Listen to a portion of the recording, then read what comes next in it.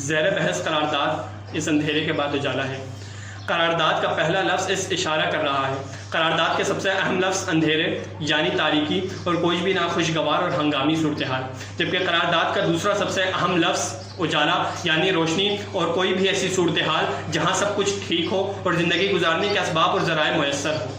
میں اس قرارداد کی بھرپور موافقت کرتا ہوں۔ صدر جی وقار، اگر اسی معنی کے تناظر میں پرکھا جائے تو فطرت یہ کہتی ہے کہ جہاں حالات ناساز ہوں وہاں کچھ ایسے اسباب پیدا ہوتے ہیں یا کیے جاتے ہیں جو ان حالات کو کارساز بنا دیں۔ جیسے سخت سردی میں گرمائش کے کچھ ایسے آلات ایجاد کیے گئے جو سخت سردی کو گرمی میں تبدیل کر دیتے ہیں، یعنی اندھیرے کو اجالے میں تبدیل کیا جاتا ہے، تو اس بات کی دلیل ہے کہ اس اندھیرے کے بعد اجالا ہے۔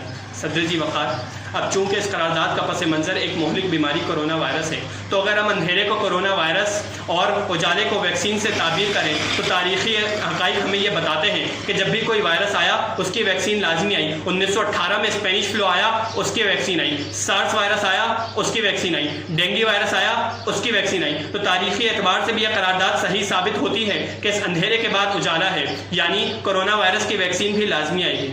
اس صدر جی وقار، اب چونکہ کرونا وائرس کی وجہ سے دنیا کے بیشتر ممالک میں لاک ڈاؤن نافذ ہیں، لوگ گھروں میں رہنے پر مجبور ہیں اور صنعتوں اور گاڑیوں سے نکلنے والا زہریلا دھواں اب بند ہو چکا ہے، جس کی وجہ سے انسانی سرزمین کو سورج کی زہریلی شعاؤں سے بچانے والی اوزون کی سطح پر پڑنے والے شگاف اب بڑھنا شروع ہو چکے ہیں، جس کی وجہ سے ماحولیاتی تبدیلی کو روکنے میں مدد ملے گی اور جو انسانی زندگی کو قدرتی آفات اور حادثات سے بچائے گی اور انسان کی زندگی میں ایک روشن صبح اور اجالا لے کر آئے گی، تو یہ بھی اس بات کی دلیل ہے کہ اس اندھیرے کے بعد اجالا ہے۔ صدر جی وقار، ورلڈ بینک نے ایک کتابچہ شائع کیا ہے جس میں ماہرین معیشت نے تجزیہ کرتے ہوئے کہا ہے کہ کرونا وائرس کی وجہ سے دنیاوی معیشت پر جو اثرات مرتب ہوئے ہیں وہ 2022 تک ختم ہو جائیں گے۔ دنیاوی معیشت پھر اپنے قدم جمائے گی اور اپنی ڈگر پر تیز رفتاری سے گامزن ہو جائے گی، تو یہ بھی اس بات کی دلیل ہے کہ اس اندھیرے کے بعد اجالا ہے۔ صدر جی وقار، کائناتی ترتیب کے اعتبار سے دیکھا جائے تو پہلے رات وجود میں آئی اور پھر دن، یعنی پہلے اندھیرا اور پھر اجالا۔ تو کائناتی ترتیب کے اعتبار سے بھی یہ قرارداد ایک مکمل اور جامع قرارداد ہے اور لغت کے اعتبار سے بھی یہ قرارداد منظور ہونے کا حق رکھتی ہے۔ صدر علی وقار، منطق کا اصول ہے کہ رد کرنے والا ہمیشہ متبادل بتاتا ہے۔ اگر مخالفین یہ کہتے ہیں کہ اس اندھیرے کے بعد اجالا نہیں ہے تو ان پر یہ واجب ہو جاتا ہے کہ وہ یہ ہمیں بتائیں کہ اگر اندھیرے کے بعد اجالا نہیں ہے تو پھر اندھیرے کے بعد ہے کیا، اور اگر وہ ہمیں اس کا متبادل نہیں بتا پاتے تو یہ قرارداد منطق کے اعتبار سے یہی منظور ہو جاتی ہے۔ زیر بحث قرارداد اس اندھیرے کے بعد اجالا ہے۔ اس قرارداد کی شدید مخالفت کرتا ہوں۔ قرارداد اجالے پر پہنچنے سے پہلے اندھیرے پر ہی دم توڑ جاتی ہے، کیونکہ اجالا ثابت کرنے سے پہلے یہ ثابت کرنا ضروری ہے کہ اندھیرا ہے بھی یا نہیں۔ تو زیوکار قرارداد کو 3 حصوں میں جانچا جائے گا، پہلا لغت اور سائنس کے اعتبار سے، دوسرا منطق اور اعتراض کے اعتبار سے، تیسرا پس منظر اور اس کے اثرات کے اعتبار سے۔ اب اگر پہلے حصے کی بات کی جائے اور قرارداد کو لغوی معنی میں دیکھا جائے تو سائنس اس بات کا سرے سے انکار کرتی ہے کہ اندھیرا کوئی وجود بھی رکھتا ہے۔ اندھیرا روشنی کی کمی کی وجہ سے وجود میں آتا ہے، اس کا اپنا کوئی وجود نہیں۔ اس کی مثال ایسی ہے جیسے خاموشی کا کوئی وجود نہیں مگر آواز کی کمی خاموشی کا سبب بنتی ہے۔ آپ آواز کو تو ناپ سکتے ہیں لیکن خاموشی کو نہیں ناپ سکتے۔ ٹھیک اسی طرح آپ روشنی کو تو ناپ سکتے ہیں لیکن اندھیرے کو نہیں ناپ سکتے۔ اب جس چیز کی پیمائش ہی ممکن نہیں، اس چیز کے بارے میں یہ دعویٰ کیسے کیا جا سکتا ہے کہ وہ آنے والے وقت میں اجالا ہوگا؟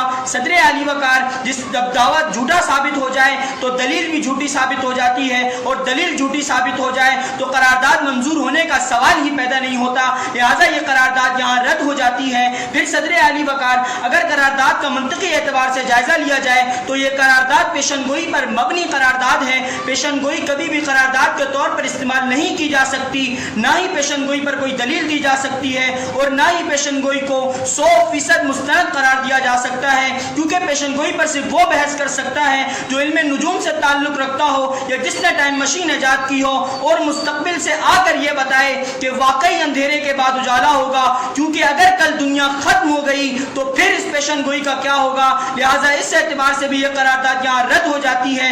پھر صدر علی وقار، اگر اعتراضات کی بات کی جائے تو حمایت میں جتنے بھی دلائل دیے گئے ہوں گے ان میں اکثریت نے ایسا کہا ہوگا کہ کائنات کا اصول ہے کہ اندھیرے کے بعد اجالا ہے، تو صدر علی وقار کائنات کا اصول تو یہ بھی ہے کہ ہر اجالے کے بعد پھر سے اندھیرا ہے، تو لہٰذا یہ قرارداد تو تضاد کا شکار ہو جاتی ہے، اور تضاد شدہ قرارداد کبھی بھی قابل منظور نہیں ہوتی۔ تو یہ قرارداد ہی غلط پیش کی گئی ہے. جب قرارداد ہی غلط پیش کی گئی ہے تو ذی وقار منطقی اعتبار سے یہ قرارداد منظور نہیں ہو سکتی.